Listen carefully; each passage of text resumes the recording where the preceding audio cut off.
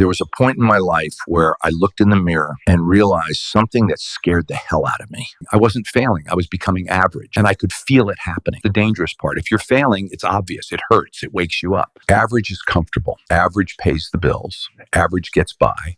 Average doesn't raise eyebrows. And I was sliding into it slowly. No crash, no explosion, no rock bottom, just small compromises. I'd say I'd wake up early, hit snooze. I'd say I'd train hard, cut the last set short. I'd say I'd push my limits, stay inside what I already knew I could handle. Nothing dramatic. From the outside, everything looked fine. I was functioning. I was productive enough. I was doing okay. But inside, I knew I was coasting. I knew I had more in me. That's the part people don't talk about. When you know you're capable of more and you're not doing it, it creates this low-grade frustration that never goes away. You get irritated easily. You compare yourself more. You feel restless for no clear reason. It's because you're underperforming your own potential. And your body knows it. Your mind knows it. You can bullshit other people. You can't bullshit yourself forever. I remember sitting alone one night. No music, no phone, just silence. And I asked myself something simple. If I keep going like this, who do I become? Not next year, 10 years from now. And the image that came to mind, it wasn't tragic. It was ordinary, predictable, safe. Explained. The kind of man who talks about what he could have done. The kind of man who says, back then I almost,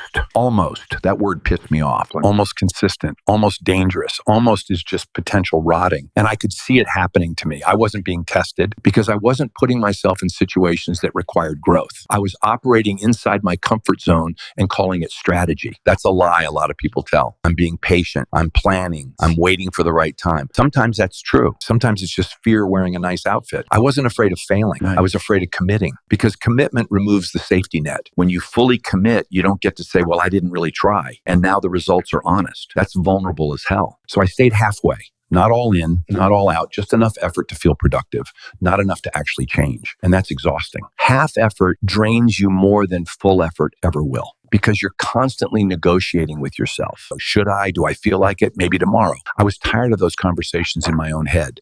Tired of convincing myself I was doing enough.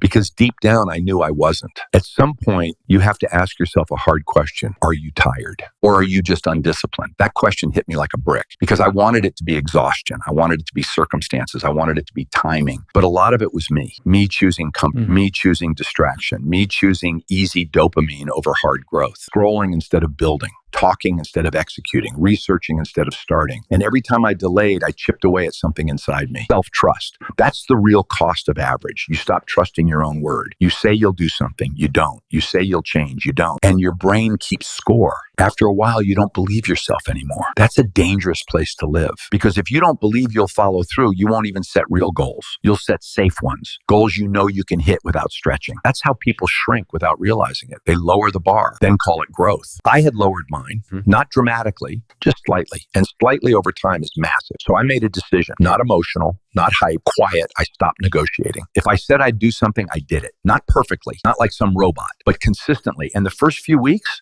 it was uncomfortable as hell. Waking up when I didn't feel like it, training when I wanted to quit, saying no to distractions that used to feel harmless. It exposed how soft I'd got. That hurt my pride, but it also woke me up because discipline is humbling. You realize quickly how many excuses you've been feeding yourself. But here's the thing. The more I followed through, the more something shifted. I didn't suddenly feel unstoppable. I felt solid, grounded, like I could rely on myself again. That feeling, that's addictive. Looking in the mirror and thinking, he doesn't quit. That's different than hype. That's identity. And once identity shifts, behavior follows naturally. I stopped asking, do I feel like it? And started asking, is this who I'm trying to become? If the answer was no, I corrected it. No drama, just correction.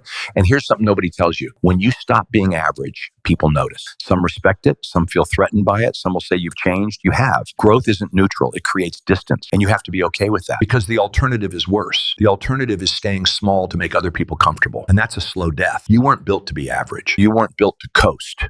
You weren't built to sit on potential like it's a savings account you never touch. You were built to use it, to stretch it, to test it, to scare yourself with it. Yeah, that's uncomfortable. Comfort shrinks you. Pressure sharpens you. If you feel restless right now, if you feel like something's off, if you feel like you're capable of more but you're not doing it, that's not anxiety. That's awareness. Don't numb it. Don't scroll it away. Don't justify it. Listen to it. Because the scariest thing in the world isn't failing. I almost became that guy, the safe one, the reasonable one, the explainable one. And that scared scared the hell out of me. So I changed, Right. not overnight, not dramatically, but consistently. And if you're standing at that same edge right now, stop, call yourself out, cut the excuses, and move. Not loudly, not for applause, for yourself. Because 10 years from now, you're either going to thank yourself or resent yourself. And that choice, it's made in small decisions today. Don't become average. You're better than that. Now act like it.